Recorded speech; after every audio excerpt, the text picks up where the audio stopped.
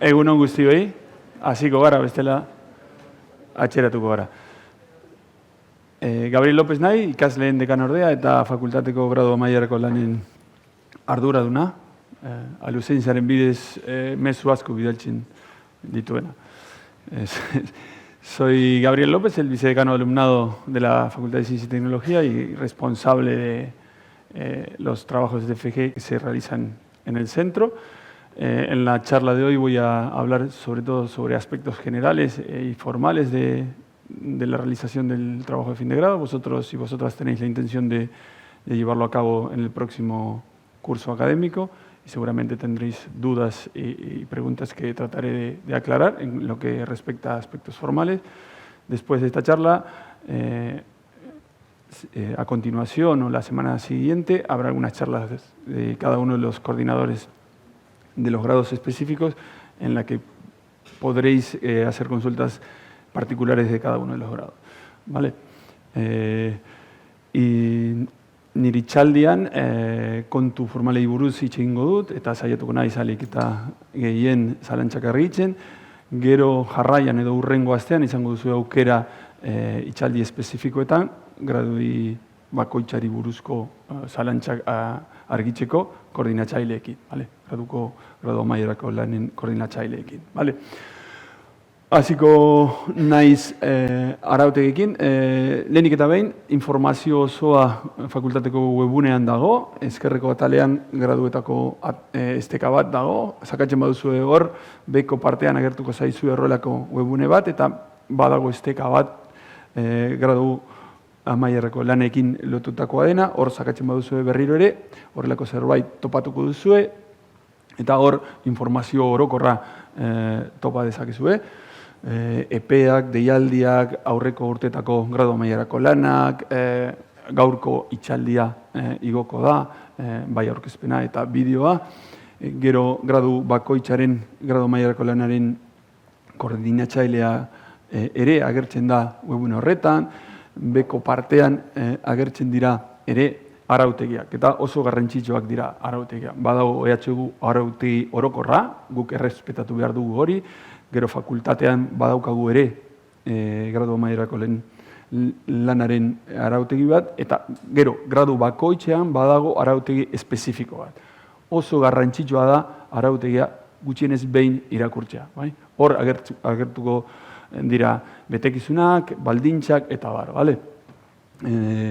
Batez ere, zuentzako garrantzitsua izango da, ondokoa, hurrengo ikasturtean arautegi berria indarrean jarriko da, eta arautegi berri honen arabera, zuek, gradu mailarako lanaren memorian jarri beharko duzue, garapen jasangarrirako helburuei buruzko hausnarketa bat. 200 hitz izan beharko ditu hausnarketa hori. Horrek esan nahi du, derrigorrez, zuek idatzi beharko duzue hausnarketa hori, ¿vale? En castellano haré un breve resumen. Lo primero a tener en cuenta son las normativas. Toda la información con respecto a los trabajos de fin de grado está disponible en la página web de la facultad. A la izquierda tenéis un enlace hacia los grados y en el mismo, en la página web que aparece, tendréis otro enlace a lo que es la información correspondiente a los trabajos de fin de grado. Si hacéis clic en ese enlace, aparecerá una página como la que se muestra, en la que hay información general, plazos, convocatorias, las charlas, las condiciones para hacer los trabajos de fin de grado en empresa, los coordinadores y las coordinadoras, y toda la normativa correspondiente, así como los formularios y demás que tendréis que entregar en caso de hacer algunos trámites específicos. Existe una normativa general de la UPV-HU que debemos respetar en lo que respecta al trabajo de fin de grado, así como una normativa de la facultad que también se respeta en todos los grados, y además existen normativas específicas para cada uno de los grados en las que se especifican las condiciones y los requerimientos para poder inscribir el TFG y para poder defenderlo, ¿vale? Es muy importante que lo leáis y en el próximo curso se entra en vigor una nueva normativa de TFG de la UPV-HU en la que se requiere que en todos los TFGs que se lean en la UPV-HU se incluya una reflexión de al menos 200 palabras sobre los objetivos de desarrollo sostenible. La próxima semana habrá una charla específica sobre eso el miércoles, en la que se hablará sobre los ODS en el Salón de Grados de la Facultad. Si queréis asistir, es interesante. Bien, EPEI dagokienez, ondokoak dira pausoak, lehenik eta behin zuek asmoa duzue urrengo ikasturtean gradu mailarako lana egiteko, orduan eskatuko dizuegu aurretiko izen ematea egitea, hori egingo duzue uztailaren 10-tik 12-ra, gero aurretiko izen ematearen arabera, guk irakasleok prestatuko dugu lanen proposamenak, eskaintza, hori egiten da gutxi gorabehera irailaren lehenengo asteetan, gero koordinatzaileek berresten dituzte lanen proposamenak, eta zuek egingo duzue benetako izen ematea irailaren 18-tik 20-ra. Gero esleituko dira lan proposamenak, noten arabera. Hori esan da, gomendio normalean ematen dugun gomendioa ondokoa da. Urrengo hilabetetan aukera izango duzue zuzendariekin edo irakasleekin hitz egiteko. Eta adosten baduzue lan proposamen bat askoz hobea izango da. Arrakasta izateko aukerak handitzen dira. Zergatik. Aman komunean adostuko duzue gradu mailarako lanaren gaia eta bai zuzendaria eta zuzendarikidea eta ikaslea ados egongo dira. Gero, esleipena itxarten baduzue eta notenaren arabera egiten bada, hori da zorrotz. Ezin dugu ezer egin, bale? Tokatu zaizue, notaren arabera tokatu behar zaizuen proposamena, bale? Beraz, gomendio ona da, bale? Con respecto a los plazos, vais a tener la posibilidad de hacer una preinscripción entre el 10 y el 12 de julio, en la que mostráis vuestro interés para hacer el TFG en el próximo curso. Luego, a partir de los datos de esa preinscripción, nosotros, el profesorado, prepara lo que es la oferta de trabajos de fin de grado, se hace una validación de dichas ofertas y lo que es la inscripción formal a través de Gaur la haréis del 18 al 20 de septiembre, a partir de la cual se hace la adjudicación. Como lo que comentaba en euskera, es que solemos recomendar que acordéis las propuestas de trabajo de fin de grado, porque en general es más cómodo y más satisfactorio y las posibilidades de éxito se ven aumentadas en el caso en que él o la directora y el alumnado están de acuerdo en lo que es la temática que se va a trabajar, los objetivos que se plantean, etcétera, etcétera. Si esperáis a que a través de la nota se os asigne o adjudique una propuesta de trabajo, os va a tocar lo que os toque directamente. Eso es formal y nosotros no podemos cambiarlo, ¿vale? En cambio, si por adelantado acordáis un trabajo, automáticamente se graba en Gaur y queda asignado. Si hay como un acuerdo entre el director o la directora y el alumnado, eso directamente se adjudica, ¿vale? En el caso de ingeniería química, es lo que es la oferta y toda la asignación, inscripción y asignación se hace en noviembre, ¿vale? No os preocupéis. Ingenieritza kimikoaren kasuan, azaroan egingo da bai izen ematea eta inskripzioa, eta esleipena, barkatu. Aurretiko izen ematea egiteko orduan, esan dudan bezala, zuek erakutsiko duzue zuen asmoa gradu amaierako lane urrengo ikasturtean egiteko, eta horretarako web formulario bat beteko duzue, uztailaren 10-tik 12-ra, emandako estekaren bidez, eta honako hau da formularioa, informazio personala beteko duzue, derrigorrezkoa dena, eta horretaz aparte, hautazkoa den informazioa ere eman beharko duzue, eskeskatu, hautazkoa da, baina guretzako garrantzitsua da. Itxartutako proposamen bat izaten baduzue, prestatu behar dugun eskaintza txikiagoa izango delako. Bidaliko duzue formularioa eta horrelako notifikazio bat jaso beharko duzue HUko posta elektronikoan. en castellano, el formulario que tenéis que rellenar para hacer la preinscripción, que haréis del 10 al 12 de julio, es como el que se muestra aquí, información personal que se requiere, además de una parte de información que podéis agregar de manera voluntaria en el caso de que la dispongáis, pero que para nosotros puede llegar a ser útil. Después de enviar el formulario, recibiréis una notificación en el correo electrónico de la universidad. Horretaz aparte, azpimarratu nahi dugu, izen ematea ez dela matrikulazioa. Izen ematea egingo duzue ikasturtearen hasieran, irailaren 18tik 20ra. Eta horrek zer nahi du, hortik aurrera egingo duzuela gradu amaierako lana urtean zehar. Baina matrikulazioa egingo duzue defensa egiteko ordua. Ezberdinak dira, biak gaurren bidez egiten dira. Bakarrik badago salbuespen bat, eta ondokoa da, gradu amaierako lana baino ez geratzen bazaizue, ikasturretan, ikasturtearen hasieran matrikula egin beharko duzue. Ikasleen aseguruaren babesa izateko. La inscripción y la matriculación son dos trámites diferentes que se hacen a través de GAU. En el primero os inscribiréis para llevar a cabo el trabajo de fin de grado a lo largo del próximo curso. La matriculación solo se lleva a cabo en el momento de la defensa. Se solicita la defensa y se hace la matriculación, se paga a través de GAU el trabajo de fin de grado. Existe una única excepción en la que solicitamos que hagáis la matriculación del trabajo de fin de grado y es en los casos en los que solo os queda el trabajo de fin de grado, para que podáis tener la cobertura del seguro de alumnado.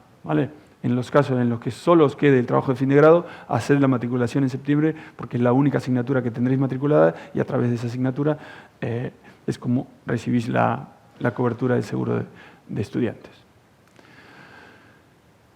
Noiz egingo duzue izen ematea, esan dudan bezala, irailaren 18tik 20ra egingo duzue inskripzioa gaurren bidez, eta sartuko zarete zure gaurreko profilera, gradu amaierakoren lanaren atalean sakatuko duzue, horrelako zerbait agertuko zaizue, zuen gradua ere sartuko zarete, eta proposamen batzuk agertuko zaizue. Bilatuko dituzue proposamenak, eta ikusiko dituzue izenburuak, betekizunak, zeintzuk diren helburuak, esperimentala edo teorikoa den lana, zeintzuk izango diren zuzendariak, zuzendarikideak, eta bar, eta zazpilan aukeratu eta lehenetsi behar izango dituzue.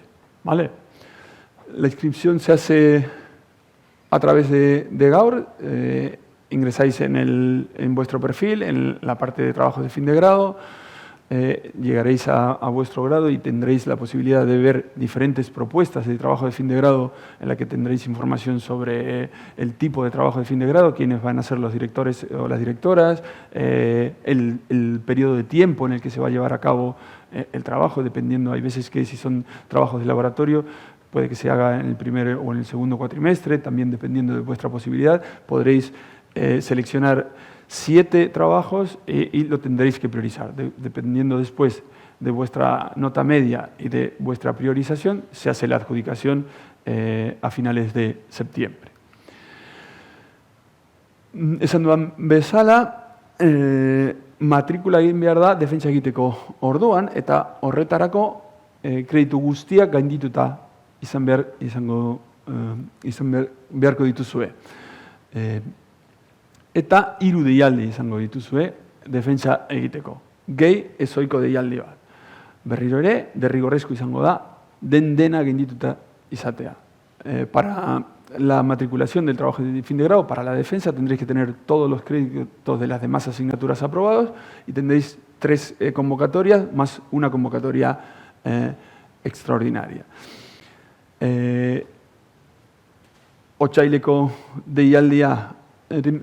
Otsaileko deialdiaren matrikulazioa egingo duzue otsailaren 12tik 14ra, ekainikoaren kasuan ekainaren 18tik 20ra, abuztuko deialdiaren matrikulazioa egingo duzue uztailaren 22tik 24ra, eta ezoiko deialdiaren kasuan matrikulazioa egingo da irailaren 25ean eta 26ean. ezoiko deialdia erabiltziko bakarrik aukera izango duzue aurreko deialdietan aurkeztu bazenuen zuen burua eta gainditu ez bazenuen. La matriculación la podréis hacer para la convocatoria de febrero del 12 al 14 de febrero, para la de junio del 18 al 20 de junio y para la de agosto del 22 al 24 de julio. En el caso de la convocatoria extraordinaria, la matriculación es el 25 y el 26 de septiembre y solo podréis acceder a la convocatoria extraordinaria si os habéis presentado en alguna de las convocatorias anteriores y habéis suspendido. Ezin da ezoiko deialdia erabili aurreko deialdietan aurkeztu gabe. ¿Por qué comentamos esto? Mucha gente llega muy justa de tiempo a las convocatorias de junio y de agosto. Y lo que pretende a veces es directamente utilizar la convocatoria extraordinaria en la que las defensas se hacen en octubre. Eso no se puede hacer sin haberse presentado en alguna de las convocatorias anteriores, ¿vale? Buruan izan hori. Matrikulazioa gaur bidez egiten da eta hautatu beharko duzue zuen hizkuntza eta bai memorian eta defensa hizkuntz berean egin behar dira, ¿vale? Gero, zuzendari eta zuzendari kideak pasoa emango dute gaurren bidez defensa egiteko. Momentu horretan bertan, igoko duzue gradu mailarako lanaren memoria adi zerbitzarira eta berrezpen bat jasoko duzue. Ez da beharrezkoa izango paperezko kopia bat ematea, ¿vale? La matriculación la haréis a través de Gaur, deberéis elegir el idioma que tendrá que ser el mismo en la defensa y en la memoria, y el director o la directora tendrán que subir un informe para que se dé el paso a la solicitud de defensa. Además, en ese momento tendréis que subir la memoria del TFG al repositorio ADI y recibiréis una confirmación de que el trabajo ha sido depositado. Defentsak egingo dira otsailaren deialdian, martxoaren 4tik 6ra, ekaineko deialdian uztailaren 8tik 10ra eta abuztuko deialdiaren kasuan irailaren 2tik 4ra. Vale? Ezoiko deialdian defentsak egingo dira urriaren 10ean eta 11. Oso garrantzitsua da posta elektroniko ofiziala ikustea, informazio osoa, mezu guztiak bidaliko dira gaurren bidez eta ailegatuko dira posta electrónico helbide horretara, ¿vale? Por favor, consultar el correo electrónico de la universidad, porque toda la información oficial se envía a través de Gaur y todos los mensajes llegan a esa dirección, ¿vale? Horretaz aparte, aukera izango duzue elkartruke programa batean gradu mailarako lana egiteko, eta mesedez egin nahi baduzue horrela gradu mailarako lana, bete dena den aurretiko izen ematea, guk kontuan izateko. Horretarako, bigarren eranskina bete beharko duzu eta bidale beharko diozue eranskin hori zuen graduko koordinatzaileari. Eta bukatzeko, bi aukera daude, defentsa egin ahal izango duzue kanpoan, kanpoko unibertsitatean edo fakultatean. Gure gomendioa da, egin nahi baduzue gradu mailarako lana kanpoko unibertsitate batean, egin ere defentsa. Zergatik, nota beste irakasgaien notekin batera ailegatuko zaigulako. Horretaz aparte, egin nahi baduzue defentsa gure fakultatean, gure deialdiak errespetatu beharko dituzue, horrek esan nahi du mugatuta egongo direla gradu mailarako lanen defentsa egiteko epeak, eta gure baldintzak bete beharko dituzue. Gradu batzuetan, mintegi batzuk derrigorrezkoak dira. Eta kanpoan bazaudete, mintegi hori egiteko aukerak ez dira egongo, orduan era virtualen bidez edo lanen bidez egin beharko dituzue eskatzen den lanzama eta komplikatu izan daiteke. Berriro ere, nire gomendioa izango litzateke kanpoan egin nahi baduzue gradu amaierako lana, egin ere hor defentsa, bale? Eta defentsa egin eta gero, hirugarren atxikia, erantzkina, bidali beharko diozue koordinatzaileari eta idazkaritzari, ¿vale? Tendréis la posibilidad de hacer el trabajo de fin de grado en el marco de un programa de intercambio. Para eso, por favor, rellenar también el formulario de preinscripción para que nosotros lo tengamos en cuenta. En ese caso tendréis que rellenar el anexo 2 y enviarlo al coordinador de trabajo de fin de grado de vuestro grado o a la coordinadora. Y existen dos posibilidades: defender el trabajo de fin de grado en la universidad de destino o defenderlo en nuestra facultad. Nuestra recomendación es que lo defendáis en la universidad de destino porque la nota del trabajo de fin de grado va a llegar junto con las notas de todas las demás asignaturas que habéis hecho dentro del programa de intercambio. Y además, esa nota, en caso de que tengáis alguna asignatura pendiente, la mantenemos durante un año, ¿vale?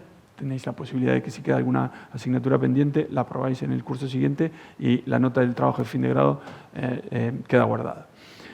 En el caso de que querráis hacer la defensa en la facultad, tendréis que respetar los plazos de nuestras convocatorias y además en alguno de los grados existen seminarios que son obligatorios a los que deberéis asistir o de alguna manera deberéis compensar esa carga de trabajo para que sea lo más justo posible con todo el alumnado que hace los trabajos de fin de grado y los defiende en nuestra facultad.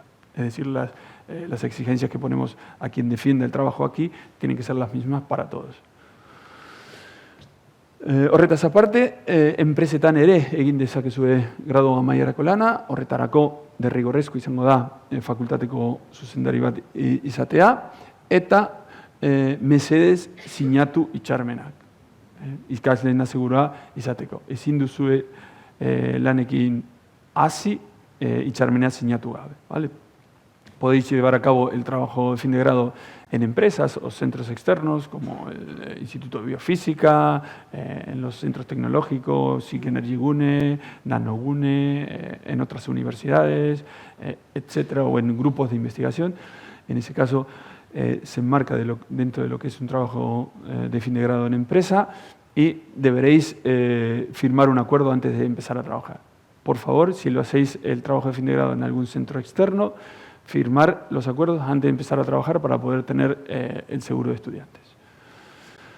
Eta bukatzeko, gardenki honetan agertzen dira gradu bakoitzaren koordinatzaileen izena bizenak, eta noiz eta non emango dira hitzaldi espezifikoak. Biokimika eta biologia molekularraren kasuan, Ruth Montes da koordinatzailea, bioteknologiaren kasuan Sonia Bañuelos da, eta haiek emango dute hitzaldia urrengo asteko astelenean, 11:00 0:22 gelan. Aitor Laza es el coordinador del grado en biología y a continuación va a dar la charla en el aula 1.6. Irene Urselaiz es la coordinadora de física y ella va a dar la charla específica el día 25 de abril, es jueves, todavía no sabemos en qué aula. Inari Badillo da ingenieritza elektronikoko gradu mailarako lanaren koordinatzailea, berak jarraian emango du hitzaldi espezifikoa 2.6 gelan. Martin Arriola Bengoa da geologiako koordinatzailea, urrengo asteko asteazkenean emango du hitzaldia 12:00 0:1 gelan. Beñat Pereda da ingenieritza kimikoko gradu mailarako lanaren koordinatzailea, 7:00 gelan emango du hitzaldia jarraian. Agurtxane Amparan es la coordinadora del TFG del grado de matemáticas, ella dará la charla el día miércoles 24 de abril a las 11:40 en el aula 1.10.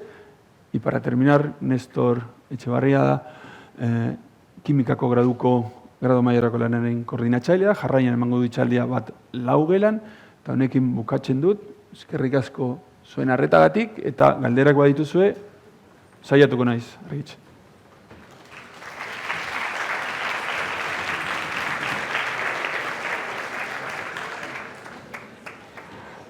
Ez daukazue inolako galderarik? Bai? Hartu mikrofonoa, mesedez. Hor.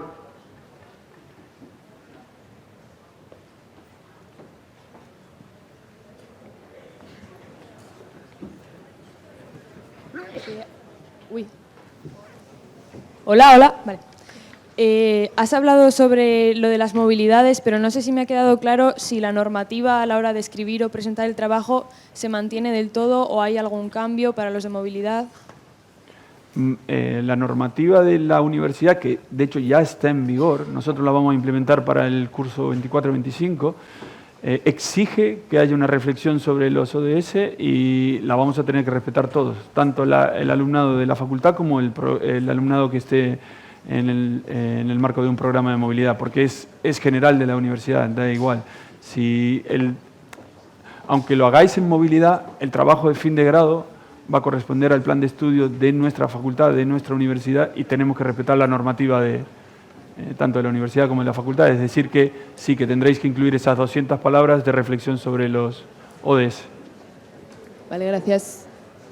¿Alguna otra pregunta? ¿Beste galderaren bat? Den argi dago. Vale. Eskerrik asko.